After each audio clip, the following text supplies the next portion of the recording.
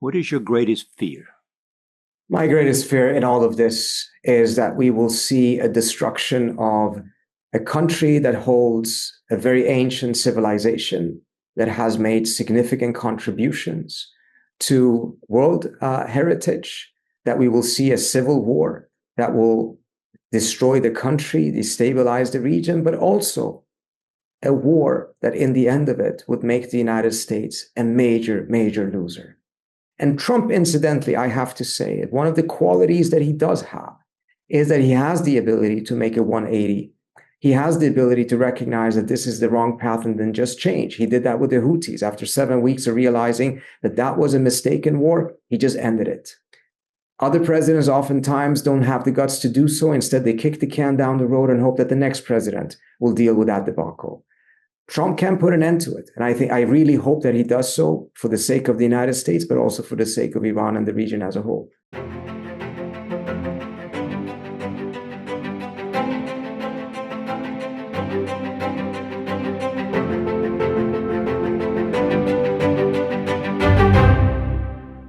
Trita Parsi has a lifetime of experiences that make his opinion on the Iranian war noteworthy.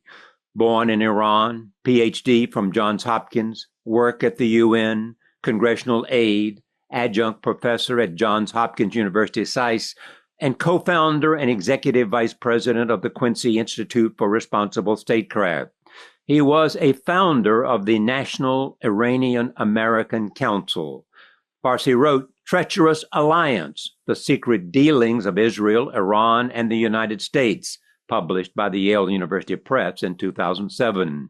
In 2012, he published A Single Roll of the Dice, Obama's Diplomacy with Iran, which was chosen by Foreign Affairs magazine as the best book of 2012 on the Middle East. He appears on American television shows and has given a TED Talk. Parsi is a resident of the United States with his wife and 3 children. Welcome. It's great to have you back. Thank you so much for having me. I assume you still have many friends in Iran. Tell me what they're telling you. What are they saying? I've been talking to folks in Iran on a daily basis ever since the war started, but also before it, as well as concerns about the war increasing, the risk of war increasing, and as well, of course, what was happening prior to that with the protests. I think we're seeing a couple of things happening. First of all, what I'm hearing is that opposition to the war is overwhelming. But there definitely are pockets of people who have been just so fed up with the theocracy, with the repression, with the sanctions from the West that has not led to the theocracy falling, that they did welcome an attack. I do think that it was a very small minority, but one that was vocal and also had access to social media and could get their views out.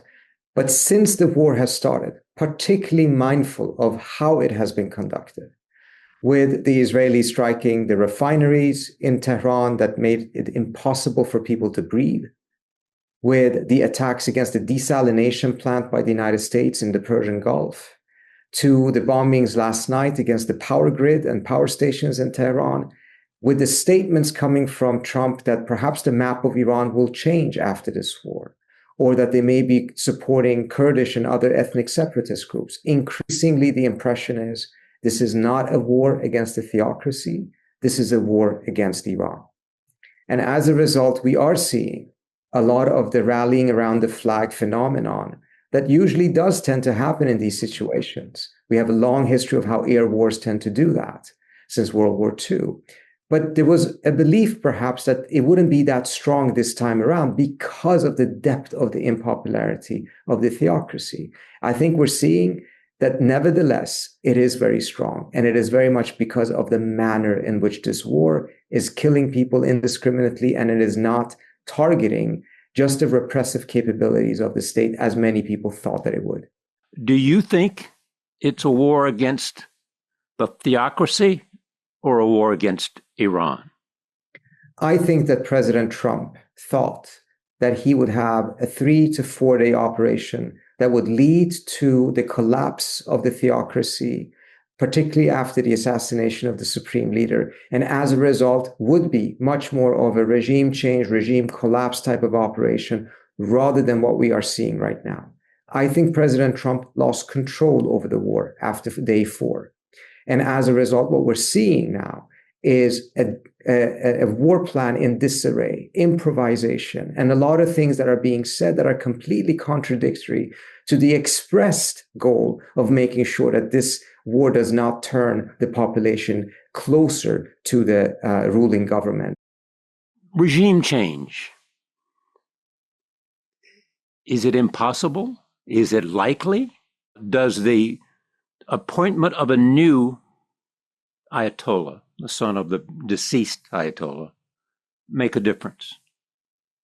Regime change is absolutely not impossible. However, the path that has been chosen, I think, is a much more difficult path and much more dangerous path than the one that could have been stuck to.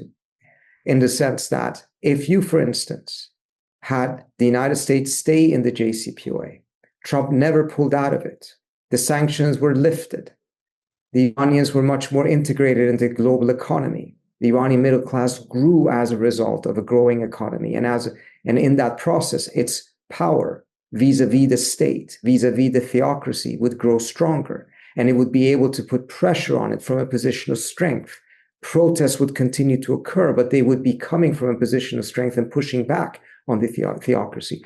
I think that would have been a much better, less bloody, more stable way of seeing democratization in Iran. Instead, now you have a process that is leaving thousands killed, the region destabilized, risk of a collapse of the state with civil war, massive refugee flows, energy markets being completely rattled, and potential oil prices at 150, inflation in the United States going through the roof.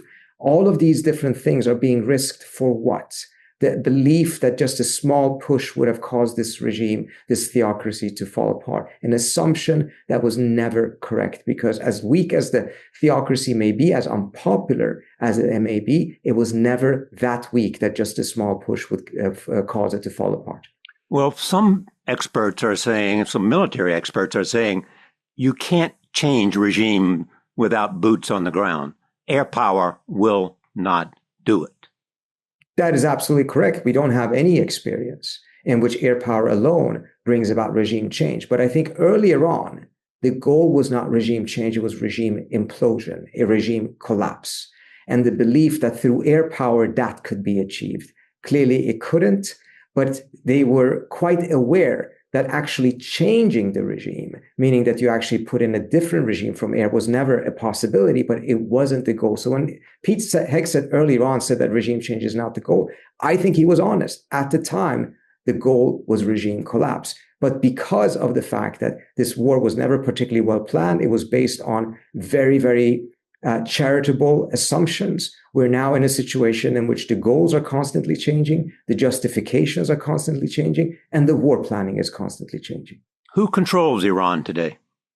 It is the IRGC more than any other entity that is in control. The new supreme leader is someone that appears to have been chosen almost exclusively as a result of the fact that the previous one, his father, was killed by the Israelis in this assassination. I do not think that he would have been the supreme leader today had it not been for that assassination. He also had very close connections to the IRGC. Of course, he does. His father, his mother, his wife, and his child were all killed in that assassination. So the signal the Iranians are sending here is one in which they intend to make sure that the US government understands they will not back down and they will certainly not surrender. And also, I fear that it's sending a signal that real diplomacy will likely not happen directly between the United States and Iran, because someone who just lost his wife, mother, father, and child is probably not in a particularly reconciliatory mood. What is the objective, then, of the regime? The regime's strategy, I mean, first of all, the objective is to survive, clearly. Exactly, yeah. And its additional objective is to make sure that the end of this war puts them on a more positive trajectory than they were on before. And I can explain why this is crucial for them. Their strategy is to identify and target the most accessible pain threshold they can identify in order to force an end to the war in a manner that ensures that the war doesn't start again. They don't believe that that threshold easily can be achieved in Israel. So their strategy in the attacks against Israel is not to do maximum damage. It is just to keep the Israelis busy. The other pain threshold is the American one. And even then, I think, even though they would be happy to go at it, it's a little bit more difficult for them than they thought, because most US assets and troops have been moved out of these bases. They have been targeting hotels in Kuwait and Bahrain in which they believe that US soldiers are housed. But their ability to really inflict tremendous casualties on the US side seems to be limited because they don't have access to them. And the US Navy is keeping itself at a very healthy distance from Iran precisely because of the danger of So therefore, the objective of the regime is to go at the global economy. That's the pain threshold they believe they have the easiest access to, and they believe that Trump is very sensitive to it. They choke. I'm holding up now, as we record this, on Tuesday afternoon, the New York Times, which basically says world economies begin to see blowback of U.S. war in Iran. I mean, clearly there is an intent to influence public opinion. And secondly, the economy and inflation and the prices of things as a way to get the President of the United States to call a halt. Correct? Absolutely. And they believe that if oil prices go up, inflation globally goes up, it goes up in the United States, grocery prices go up in Ohio, in Arkansas, in Alabama, and the pain is then felt by Trump's own base. The only element in the US population that Trump seems to care enough about. And if they turn against this war, not just in the sense of answering a poll, but actually doing something about it and putting pressure on Trump, that's when they think Trump will back out of this war. But back out of it in a manner that the conclusion is this war was too costly. It was a mistake to start it. And as a result, it's a massive mistake to restart it as well. There's also an old axiom in politics: you can't beat somebody with nobody. Is there a leader of the opposition anywhere in Iran, or does anyone dare risk that? There is opposition inside of Iran. Part of the challenge for that opposition. I mean, in leadership, though.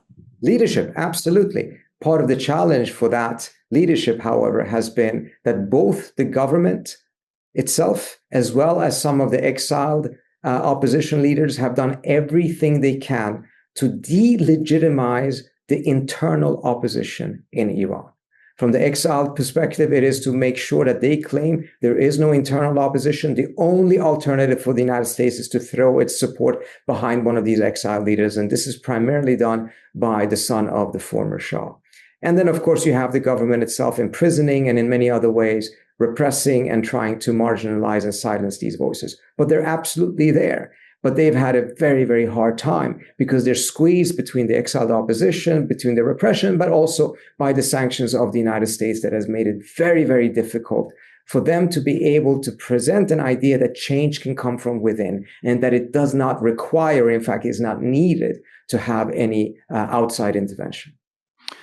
Iran is one of those countries in which the leadership, the regime, considers America the great Satan. But it is said the people of Iran feel very positive overall, certainly before this war, about America. Certainly before the war, that was to a large extent the case, although that had already started to change for some time. It's not the same scenario we had in 2015 or earlier than that.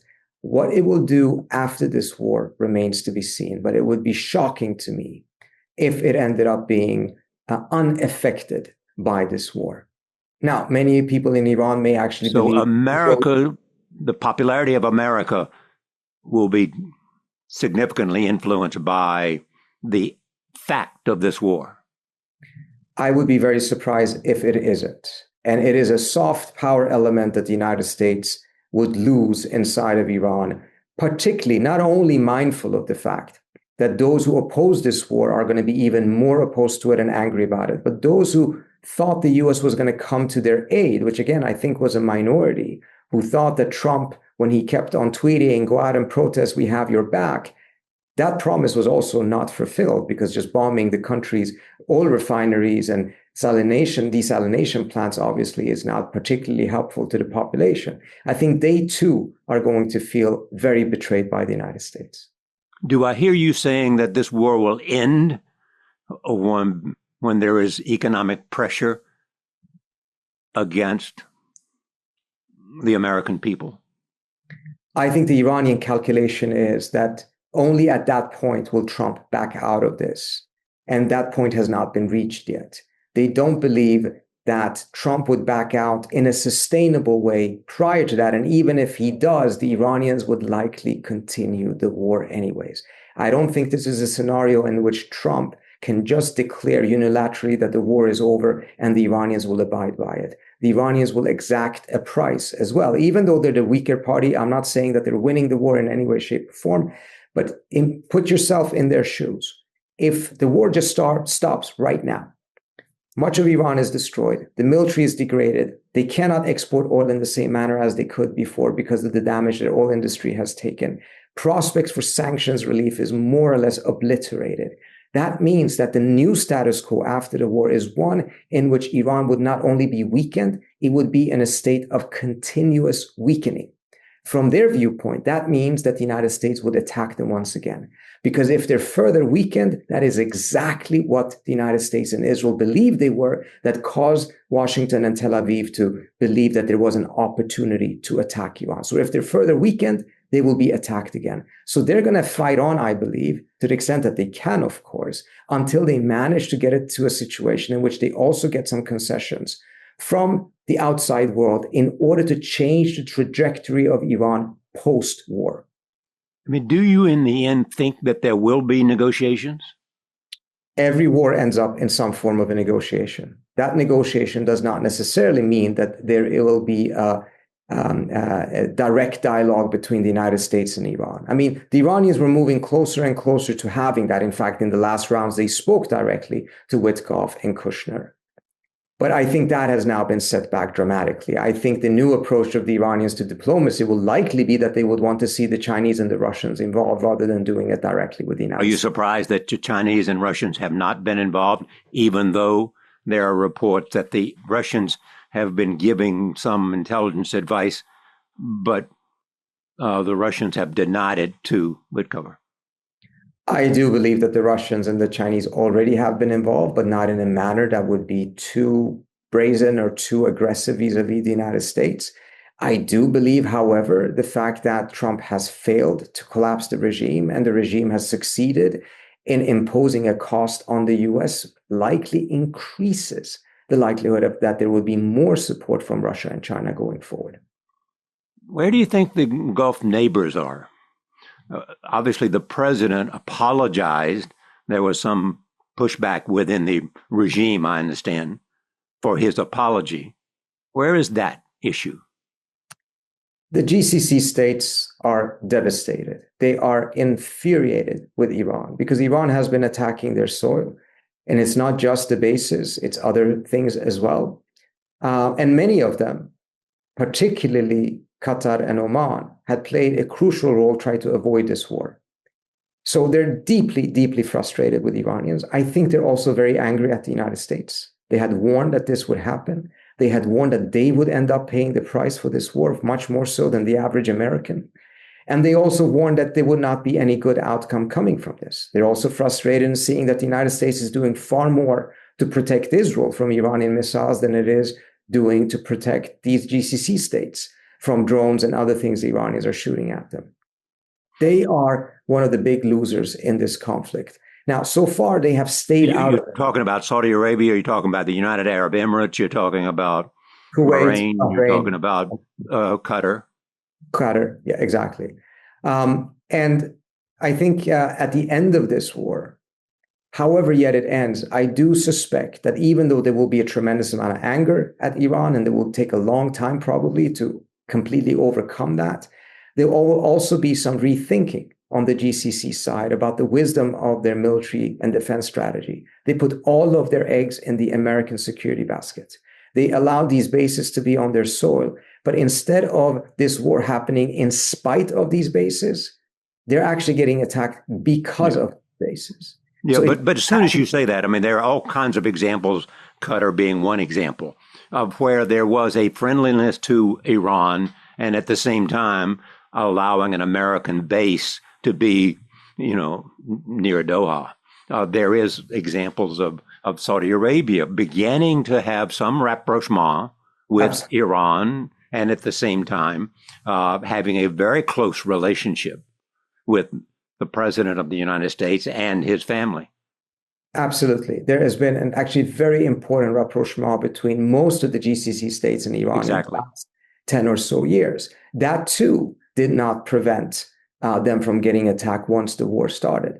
That doesn't mean, I don't think these states in any way, shape, or form are going to leave the American security umbrella, or that even they can. I do think, however, there will likely be some diversification so that not all of their defense is based on what the United States is providing, because that has not been sufficient for them. And it's actually, at some points, perhaps arguably been even counterproductive.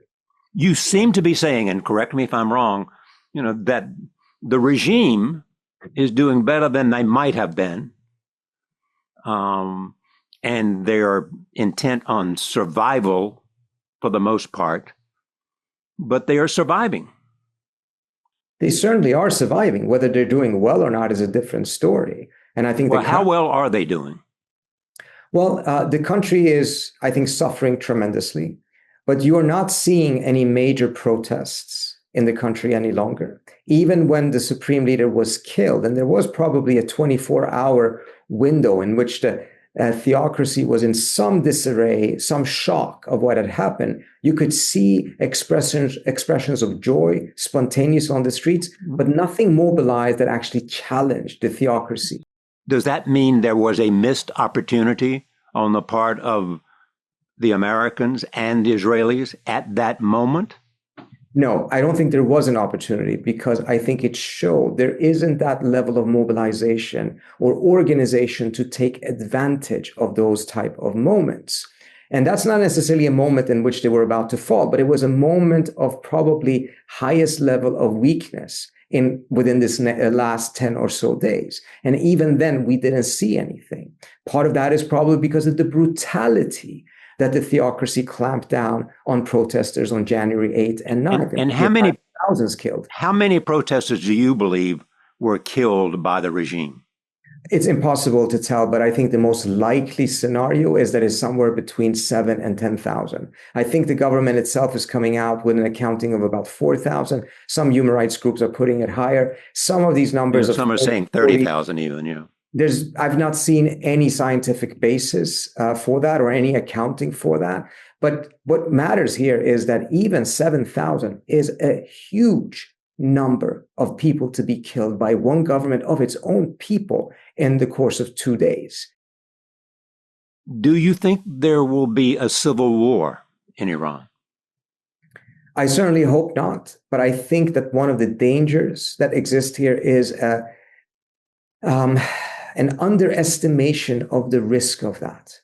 If this war drags out and the state actually collapses, and in the process of dragging out that war and the US frankly getting more desperate, I'm seeing more and more desperate moves by the Trump administration now when it comes to this war, that in that process they would also start arming separatist organizations, ethnic minorities, etc., then absolutely the risk of civil war is very, very significant. And this is one of the nightmare scenarios for the neighboring states. They're the ones who are going to be taking in all of the refugees that will come out of that. They're the ones who are going to pay the price of the spillover of that instability. If it becomes a civil war, does it therefore become a wider war? Does it become, in some ways, a forever war?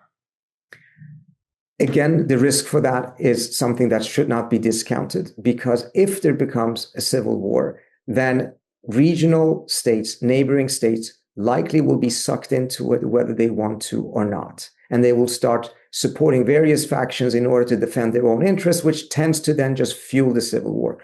Most civil wars tend to end within 1 year unless there is outside support for factions, then they can go on for a very long time. But other than that, the literature on this shows that most civil wars cannot last for more than 1 year if it's just being localized. In the case of Iran, it seems very unlikely that it will just be localized. In fact, and it wasn't localized in Syria, was it? Sorry? It was not localized in Syria. It was not localized. When the Russians came in and others. Exactly. Russia was there, Turkey was there, Iran was there, Qatar was there, Saudi was there. And there's no reason to believe that it wouldn't happen in Iran. In fact, I don't even think that civil war can happen or is very likely to happen unless there already is elements from the outside sending weapons and arms to separatist organizations or other type of militias. For every American administration, for every president of the United States, it has been a tenet of their foreign policy that Iran cannot have a nuclear weapon. Where does Iran having a nuclear weapon stand? I think that once Trump bombed Iran in June of last year, the risk of an Iran moving towards a nuclear weapon and achieving it within the next 5 to 10 years dramatically increased. Public opinion has completely shifted on this matter by all accounts.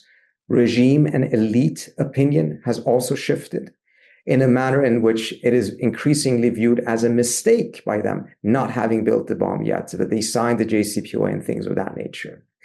Now, whether they have the capability or not is a different story, but they still have about 400 kilos of 60% enriched uranium. That is enough for several weapons. Whether they can access it, it is not entirely clear. The IAEA does not have inspectors, but it appears quite clear that they do not have the know-how to be able to build a weapon. They appear to also have on their soil, even though they may not be able to access it right now, the material for it.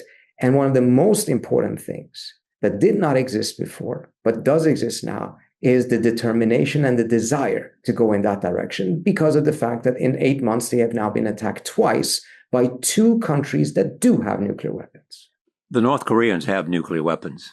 And they're part of the 4 countries, Iran, North Korea, China, and Russia, that seem to be clearly in opposition to the United States and the West. Where is North Korea? Is it standing prepared to help as it has helped Pakistan and other places develop a nuclear weapon? Well, the Iranians appear to have gotten some support, at least indirectly, from the North Koreans earlier on when it came to their nuclear program.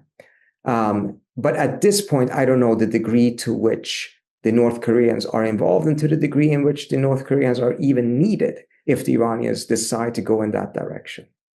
So I think that's one of the realities we have to face, that because of Trump walking out of the JCPOA, because of Biden's failure to go back into the JCPOA, a lot of the restrictions that existed on that program, a lot of the inspections that were verifying that program are now completely gone. As you know, I mean, this is not the place to have another discussion about the JCPOA. You and I have had many discussions, not with each other, but in separate conversations about that. Those who opposed it, and you were part of the Obama team at that time, as I understand it, those who opposed it said there are 2 things, Ron, that bothered them. One, it didn't affect their it did not affect their missile program. And secondly, it had a sunset clause. What do you say to that? So I was an informal advisor to the administration at the time, and I think both of those criticisms are invalid. First, when it comes to the missiles, the Security Council resolution did call on Iran. It wasn't the strongest term, but it did call on Iran not to test missiles designed and capable of carrying nuclear weapons. They have not tested any missiles that have been designed and capable of carrying nuclear weapons. They have developed their missile program extensively since then, but much of their focus has been to make sure that those missiles are more accurate, something you don't do if you're intending to put nuclear weapons on them, because accuracy is not particularly important if you have a nuclear weapon on the missile. So first of all, on that point, that was also essentially achieved because they didn't go in that direction. On the other issue about the sunset clauses, first of all, I think it's very important to understand all arms control agreements have a sunset clause. They're all time limited. We just saw that START 2 just expired a couple of weeks ago. That is always the case. That is the standard. But this deal actually had requirements and restrictions on Iran's program that were permanent, that never expire. And those were the most important ones. First, their commitment to not build nuclear weapons, but perhaps more importantly, the inspections regime. The IAEA was inside of the Iranian nuclear program throughout, and they would continue to be so permanently. And that was the strongest guarantee that the Iranians would not be able to cheat on the agreement and move towards weaponization because they would be immediately caught by the IAEA. That was one of the strongest features of the JCPOA that has now completely been lost, not just because of the walkout of the JCPOA, but also because of the bombing of the nuclear plant back in June last year. It was also said that after the 12-day war, Iran obviously was much weaker than it had been. A, because of the bombing, B, because of the attacks on its satellites. You accept that. So how strong will Iran be? What kind of country will it be when this war ends? So on the first point, I accept it to a point. Yes, the Iranians in some ways were weaker and definitely more vulnerable. And that may have been one of the reasons that the Israelis wanted to strike. Yes, but the perception that was sold to Trump by the Israelis was that the Iranians were much, much weaker than they actually were.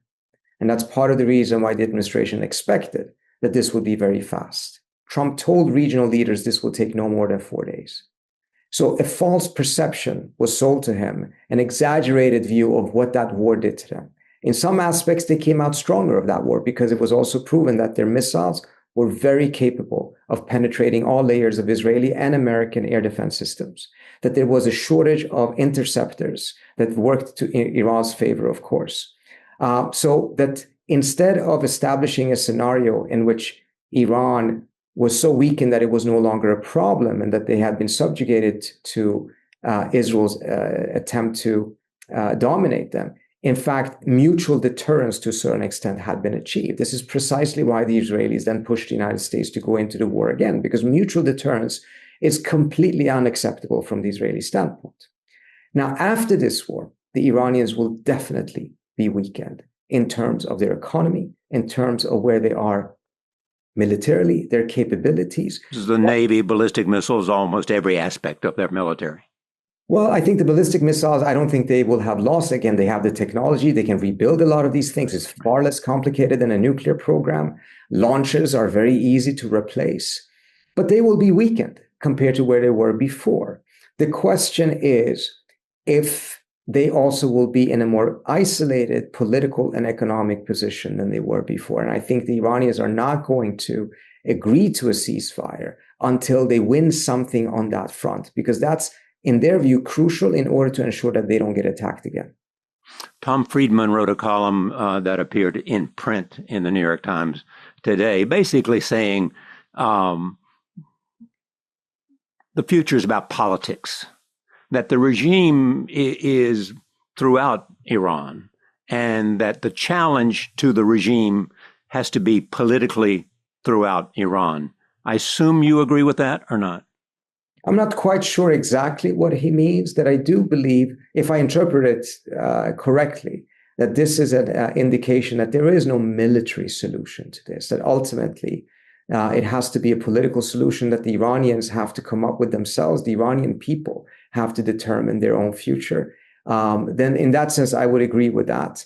I don't believe that the United States can militarily, without ground troops, which I think will be extremely difficult anyways, remove the regime. But I also think something else is very, very important to understand here. Trump also thought that he could just pursue the Venezuela option, that he would find someone in Tehran that would be willing to play the role of Dulce, someone inside the regime. The vice president who now rules Venezuela. Exactly. Well, who is kind of in charge, but it seems that the actual rulers are in Washington. The way Trump has presented Venezuela is one in which he tweeted that he is now the ruler of Venezuela. He has pressured the Venezuelans to stop selling oil to Cuba, and instead the Venezuelans are now selling oil to Israel. I cannot see anyone inside the Iranian system that has credibility, has the ability to get others to his side, and has the ability to sell the idea of some sort of a dual-seat option with the United States that would be willing to do so if the shift means that Iran becomes a colony of the United States, and as part of that colony has to pursue a pro-Israeli policy. And even if that happens, I don't believe that person or that new regime would survive for very long. I think the Iranians have said they have enough enriched uranium for, say, 7 to plus 7 to 10 or 12 bombs. Should the United States and Israel make sure they find that enriched uranium and remove it from the country? Well, part of the negotiations were actually one in which the Iranians offered. I know, yes. That enriched uranium. So if this is so important, there was an offer on the table. And this is, I think, something very important that has... I do too. Go ahead, explain it. Really not been talked about a lot in the US media.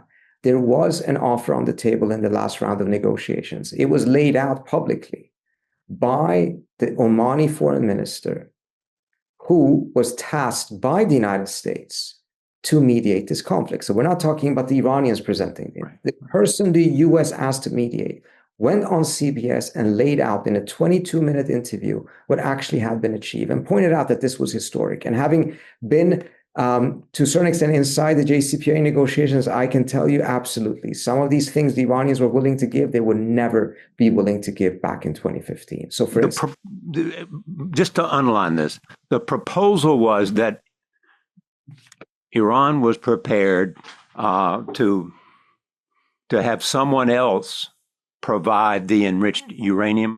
The proposal was one in which, first of all, the enriched uranium, the 60%, would be shipped out. Moreover, the Iranians would no longer stockpile enriched uranium. Under the JCPOA, they could have up to 300 kilos of low enriched uranium. You need 1,200 kilos to build a bomb. They would never be able to have even 25% of the bomb. Under the new proposal, the Iranians would have zero. As soon as uranium was enriched, it would either be shipped out or it would be transformed into fuel pads. And they would only enrich for two reasons on a needs basis: a reactor that is not even online for another 7 years, and the TRR, the Tehran Research Reactor, that the United States gave Iran in 1968 that is used to produce medical isotopes for cancer patients. That reactor, incidentally, already has fuel pads that will last it for another 5 to 7 years. Meaning, for the duration of Trump's presidency, there would be zero enrichment in Iran, which would achieve a key objective that the Trump administration had laid out. Trump had the option to declare victory and easily be able to say, convincingly be able to say, he got a better deal than Obama. He chose instead to declare war. He could simply say, no enriched uranium, no bomb. Bomb.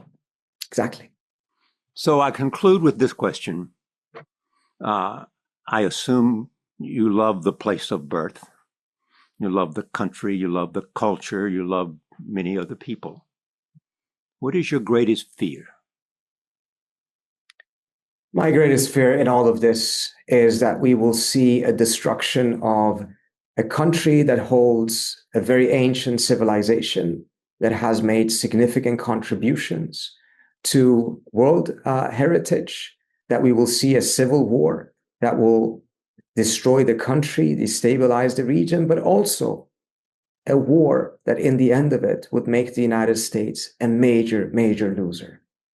I lived through the Iraq War. I was in Congress working as a staffer back then. I've seen what that war did to the United States, what the Afghanistan invasion did, what all of these other endless wars did to really transform American politics, the economy, the mistrust that currently existing amongst the American people towards And elect a president. And elected president. Barack Obama. Can go back to these massive mistakes. I fear that this one will be as big, if not even a bigger mistake, if this is not turned around very quickly. And Trump, incidentally, I have to say, one of the qualities that he does have is that he has the ability to make a 180. He has the ability to recognize that this is the wrong path and then just change. He did that with the Houthis. After 7 weeks of realizing that that was a mistaken war, he just ended it. Other presidents oftentimes don't have the guts to do so. Instead, they kick the can down the road and hope that the next president will deal with that debacle. Trump can put an end to it. And I really hope that he does so for the sake of the United States, but also for the sake of Iran and the region as a whole. Thank you for joining us. Thank you so much for having me. Very much. Join me, become a subscriber to Charlie Rose Global Conversations, and make it a better experience. Click this link to subscribe.